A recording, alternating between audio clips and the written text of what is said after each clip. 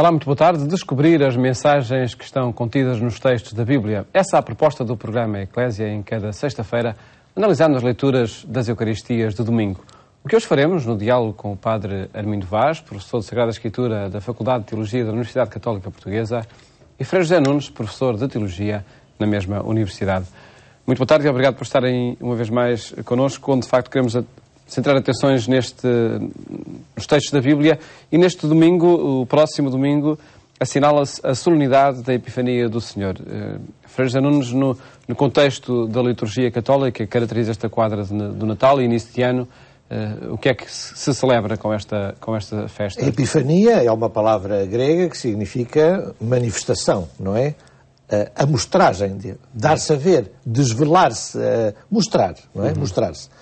Pôr-se num escaparate, digamos assim. Ora bem, portanto, é como que uma clausura, a festa da Epifania, é como que o fechar do ciclo natalício.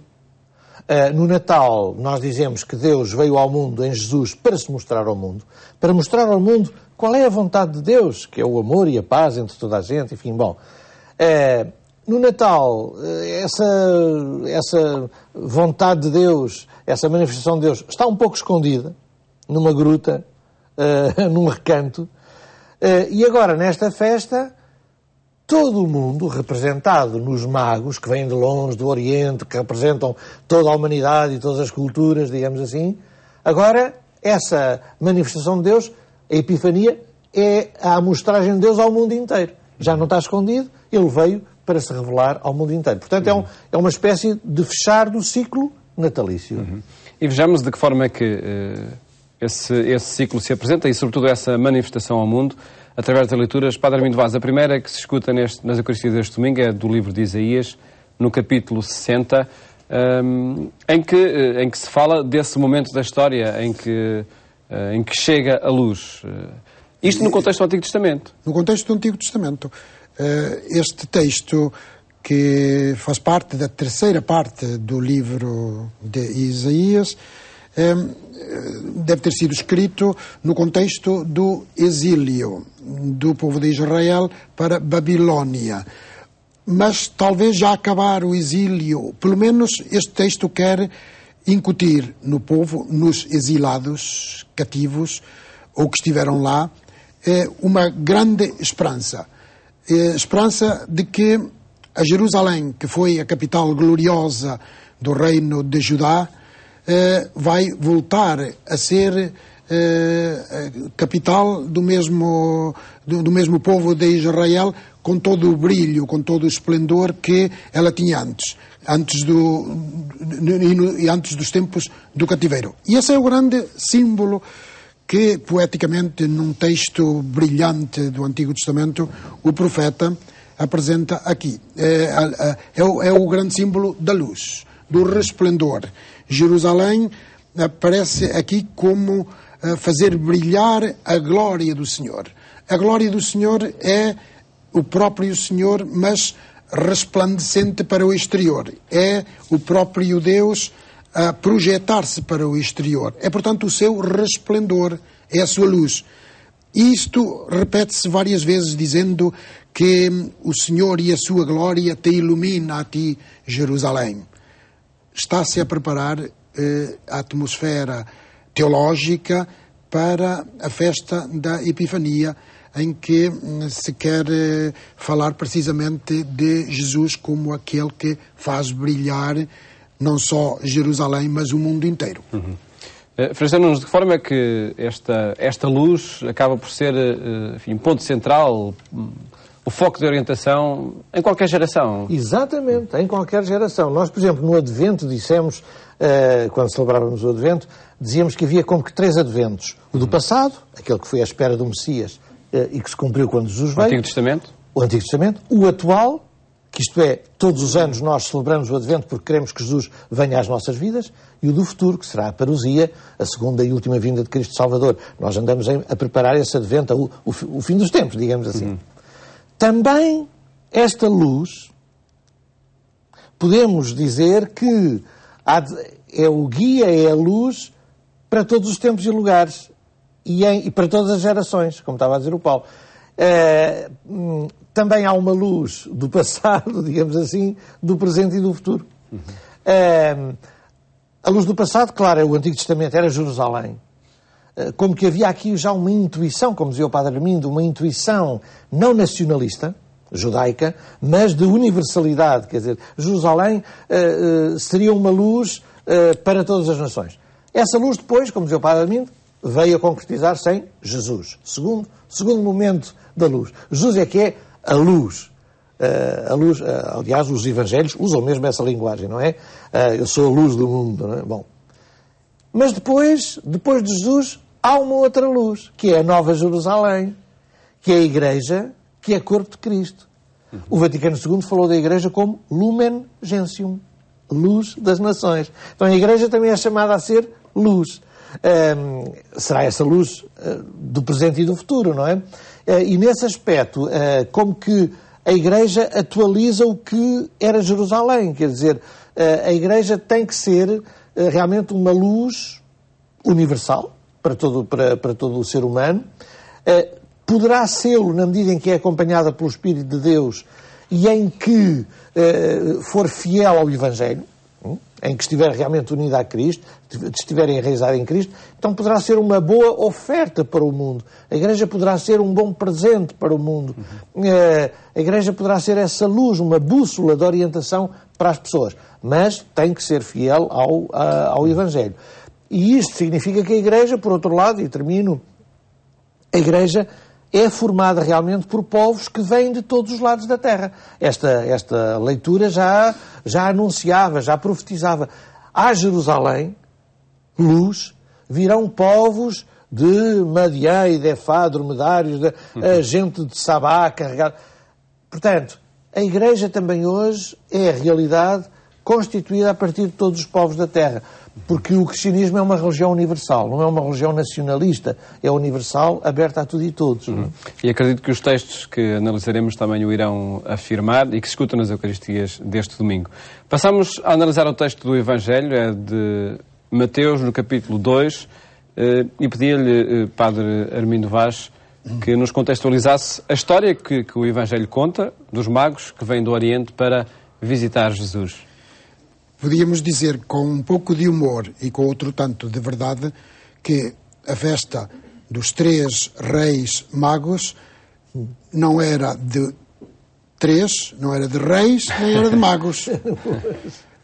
Os 3 e os reis é um acrescento que os livros apócrifos tardios, dentro do cristianismo, fizeram à meditação espiritual que Mateus já nos apresenta e nos oferece aqui neste texto. Este livro do Papa, A Infância de Jesus, que o Padre Armindo tem aqui sobre a mesa, vai nessa linha que acabou de apresentar. Esta festa, como até outros episódios relacionados com a infância de Jesus. O Papa faz uma análise cuidadosa do ponto de vista exegético deste texto, mas enriquecendo-o também com aquilo que o contributo dos investigadores, mesmo astrónomos, deu para a possível compreensão deste texto. Nós realmente temos que analisar o texto do ponto de vista literário, tal como ele se nos apresenta. O texto fala de uns magos que vêm do Oriente e querem adorar o rei dos judeus. Quem são estes magos? Estes magos são pessoas. Não são mágicos no sentido em que nós usamos hoje a palavra. Por isso dizemos que também não eram magos. Eles são estudiosos, sábios, que têm capacidade de interpretar os sonhos, de prever o futuro, e de ler a vontade de Deus, mas à luz dos sinais dos tempos, à luz dos acontecimentos, procurando interpretá-los. Portanto, aparecem como homens de inquietação interior. Representam a dinâmica de ir para além de si próprio, à procura da transcendência. Estes homens vêm à procura de algo religioso. É o homem religioso à procura de algo que os transcenda. Por isso seguiram a estrela. Por isso seguiram a estrela. Sem serem propriamente astrónomos, mas procuraram um fenómeno da estrela. Bom, aqui houve estudiosos que tentaram ligar esta referência à estrela a conjunção de Júpiter e Saturno no signo zodiacal de Peixes, lá pelos anos 7 ou 6 a.C., que coincide com o ano do nascimento de Jesus. Mas nós temos que prestar atenção, se queremos entender este texto. A estrela de que se fala aqui não é um fenómeno meteorológico, é uma mensagem teológica. Ou seja, temos que ver que referências é que este texto tem aqui e o que é que ele quer dizer. E para sabermos o que ele quer dizer, temos que analisar o que é que ele diz. Como é que ele se exprime? Exprime-se recorrendo frequentemente a tantos textos do Antigo Testamento, às Escrituras judaicas. Tenho aqui apontados textos vários, olha, do livro dos Números, onde se fala de Balaão. Balaão, que diz precisamente isto: eu vejo, não para já, contemplo, ainda não próximo, uma estrela surge de Jacob, um cetro se ergue de Israel. De Jacob ele vai descer. Isto no livro dos Números. Depois, no livro de Zacarias, aparece como o homem que é uma estrela nascente. No livro de Miqueias, e tu, Betlém de Judá, que está aqui citado explicitamente. Mas ainda, segundo o livro de Samuel, de ti sairá o chefe que apacentará o meu povo, referindo-se a David. O texto de Isaías, capítulo 9, o povo viu uma grande luz, também está aqui referido. Isaías, capítulo 49, reis se prostrarão diante de ti. Isaías 60, que é o texto da primeira leitura, do Jerusalém, ficarás radiante. O Salmo 72, que repete o mesmo. Camelos, dromedários virão de todo lado. Portanto, há uma tradição bíblica que é um conjunto de textos, responde. É um buquê, um florilégio de textos do Antigo Testamento que são reunidos aqui por Mateus com que intenção teológica? Ele quer fazer uma meditação teológica em forma narrativa. Isto é, portanto, teologia pura. É teologia narrativa. Qual é a intenção? O que é que ele quer dizer? Pegando precisamente naqueles textos que fazem referência numa projeção e numa dinâmica de futuro e de esperança à glória do povo de Israel que brilhará, então Mateus sugere, escrevendo para cristãos convertidos do judaísmo. Portanto, gente que conhecia muito bem as Sagradas Escrituras do Antigo Testamento. Ele sugere-lhes, caros cristãos, convertidos do judaísmo, aquelas profecias, aquela dinâmica interior da nossa história estão realizadas. Realizaram-se na pessoa de Jesus. Ele é que é a grande estrela. E aliás o texto diz que a estrela parou. Que a estrela parou, se deteve na lugar casa onde estava o menino. Onde estava o menino, exatamente. E, portanto, vede, este Deus que fez promessas a nós, povo de Israel, desde Abraão até aos dias de hoje, esse Deus já concretizou as suas promessas na pessoa de Jesus. E agora revelou-se a todo mundo. Ele não é o Deus só do povo judaico, é o Deus de todos os humanos. De facto, estes magos são representantes dos pagãos. Representam o movimento de todos os povos da humanidade inteira para Jesus. Eles são a humanidade inteira à procura de Jesus e que vem adorar a Jesus, se prostram diante dele. Ou seja, é uma humanidade que reconhece em Jesus o sentido da sua vida e a sua salvação.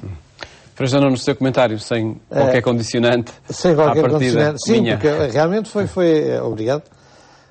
Mas foi realmente aqui uma aula magistral que o Padre Armindo acabou de dar, não é? Sobre o texto. Meditação. E que, uma meditação, pronto. Mas como foi meu professor já há muitos anos, eu recordei essas aulas. E realmente é maravilhoso, quer dizer, porque por isso é que é bom a gente ouvir os biblistas, os exegetas a falar, porque sabem-nos explicar as coisas e dizem muito bem as coisas. O trabalho que realmente São Mateus não terá tido, claro, o autor, para compor este texto. Quer dizer, porque há pessoas que têm uma noção realmente errada. A Bíblia é a palavra inspirada, portanto, Deus ditou, a pessoa ouvia Deus a falar e escrevia. Não, quer dizer, isto foi uma alta literatura com uma alta teologia, baseada em todos aqueles textos do Antigo Testamento que o Padre Armindo falou. Isto deu muito trabalho a fazer. É uma peça, isto é uma obra de arte. E este texto dos magos, que aliás só existe em Mateus, não aparece nem em João, nem em Lucas, nem em Marcos, não é? Bom, mas eu, até com esta liberdade que me é dada, eu talvez falasse aqui dos presentes. Sim. Das ofertas. Que são referidas porque os magos vieram trazer presentes, não é? Os espanhóis, aqui na festa da Epifania, que dão os presentes. Nós, foi mais no Natal, não é? Que damos os presentes. Eu acho que à volta dos presentes, das dádivas, também há aqui qualquer coisa de divino. Porquê? Porque, em primeiro lugar, no Natal, quem dá o presente é Deus. Deus é que nos dá um presente maravilhoso que é Jesus. Oferece-nos. Entrega-nos Jesus. Dá-nos isso de presente. Dá-nos Ele de presente. Não é isso. É Ele, a pessoa de Jesus. Que é o maior presente que a gente tem, porque é uma força, é uma amizade, realmente é um companheiro, é uma luz, é uma bússola para a vida, é orientação. O melhor presente que a gente tem é Deus que nos o dá. Mas a verdade é que o mistério do Natal é como que um encontro de dois actantes. Deus vem ao nosso encontro, mas nós também temos que ir ao encontro de Deus. Era isso que no Advento se dizia, preparai os caminhos do Senhor, não é? Portanto, Deus vem ao nosso encontro, mas a gente também tem que preparar essa vinda, quanto mais não seja para abrir a porta para Ele poder entrar. Portanto, nós também damos presentes. E quando damos presentes, tornamos-nos divinos. Porque o presente é um atributo divino. É um atributo de Deus. Deus dá-nos o presente que é Jesus. Então, os magos também nos representam um pouco nesse momento divino que nós também somos capazes de ser gratuitos para outros, quer dizer, e de oferecer presentes a outros e de darmos sem esperar absolutamente nada em troca. Isso torna-nos divinos. E, de um ponto de vista também teológico ou eclesiológico, digamos assim, isto é muito importante, porque se a Igreja é universal, como nós estávamos a dizer, e esta festa da Epifania é para mostrar a universalidade da Igreja, então cada igreja local, como diz o Vaticano II, tem a responsabilidade, não é o direito, é o dever, é uma responsabilidade, de oferecer à Igreja Universal o seu próprio cristianismo. Isto é, a sua própria forma de viver o Evangelho, na cultura em que está. Então, há aqui uma festa da multiplicidade das igrejas locais, da multiplicidade das culturas que oferecem coisas aos cristianismos locais, e cada igreja local, a oferecer isso de presente às outras. Isto é uma perspectiva muito interessante para a Igreja, não é? Construindo aí a tal universalidade. Exatamente. E perguntava-lhe, porque temos de passar ao texto da segunda leitura, que é da Carta aos Efésios, no capítulo 3. Perguntava-lhe, Padre Armindo Vaz, de que forma é que se afirma aí essa universalidade e, sobretudo, que grande novidade é essa que o apóstolo Paulo ofereceu quando disse que todos recebem a mesma herança, tanto gentios como judeus? Encaixa perfeitamente naquilo que é o espírito da festa da Epifania, isto é, a revelação de Jesus como Filho de Deus e como luz de Deus para toda a humanidade.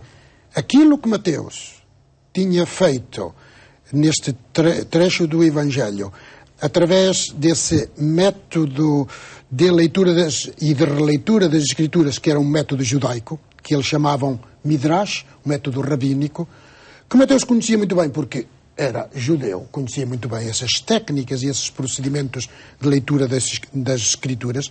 Isso que Mateus fez, recolhendo esses vários textos que apontavam para um futuro e que viu concretizado na pessoa de Jesus como luz do mundo, também o faz Paulo aqui, dizendo que esse mysterion, em grego, ou seja, esse mistério, que é o plano salvador de Deus e que se foi revelando paulatinamente na história do nosso povo, de judeus, esse projeto salvador não é só para os judeus, é para todos, diz Paulo. Foi preciso ter ousadia para fazer essa afirmação? Muita. Sobretudo no contexto em que ele falava, em que os judeus continuavam a insistir que eles aqui eram os eleitos, eles aqui eram o povo eleito. E Paulo diz, nós para darmos saída e continuidade e até mesmo esperança a essa ideia de que nós somos povo eleito, temos que pensar que povo eleito agora se alarga a toda a humanidade, diz ele. Os gentios recebem a mesma herança que os judeus. Participam da mesma promessa em Cristo Jesus por meio do Evangelho. Perfeito, um texto que encaixa perfeitamente para a festa da Epifania para dizer isso. Frei Zanones, que atualidade e que desafio é este também que o apóstolo Paulo propôs? Eu acho, exatamente, é atualíssimo, porque lá está, isto é a oferta, digamos, de uma compreensão da humanidade como um conjunto maravilhoso e diverso de povos e culturas que têm que dialogar, e de religiões que têm que dialogar. Tudo o que era religião nacionalista, e hoje ainda há tanto desse espírito, tudo o que é contrário ao diálogo interreligioso, isso está fora da perspectiva evangélica, da perspectiva cristã, que eu acho que é uma perspectiva de luz para a humanidade. Aquilo que os judeus há 2000 anos pensaram que ainda era só deles, Paulo vem dizer, não, isto é para todos. E, portanto, as religiões que dialoguem entre si, os crentes que dialoguem entre si, e os não crentes também, porque havemos de encontrar luz nesse diálogo também, porque Deus aí estará por detrás. E vão-se criando esses átrios para os gentios, para crentes e não crentes. Exatamente. O nosso tempo chegou ao fim. Agradeço-vos terem estado aqui neste programa e votos de um ótimo ano de 2013. Muito obrigado. E quisemos apresentar neste programa estas mensagens que os textos da Bíblia sugerem para este ano que se inicia. Que ele seja feliz, são os votos que aqui renovamos. Bom domingo, ótimo fim de semana, até à próxima segunda-feira, se Deus quiser.